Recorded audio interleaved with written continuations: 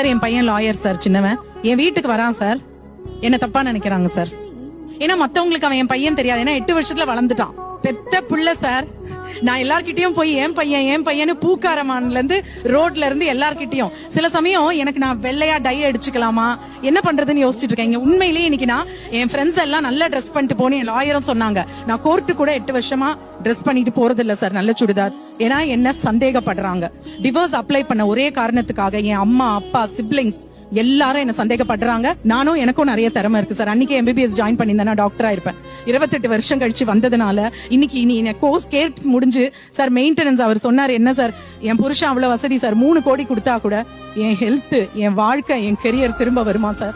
53 வயசு நான் டயப்பர் போட்டு வந்திருக்கேன். சோ உங்களால எங்க பெயினை வெளியில பார்க்க முடியாது. நான் நல்லா தான் ட்ரெஸ் பண்ணிருக்கேன், பட் நான் உள்ள டயப்பர் போட்டிருக்கேன். 8 வருஷமா டிவோர்ஸ் அப்ளை பண்ணிட்டு எனக்கு மோஷன் கண்ட்ரோல் கூட பண்ண முடியாது.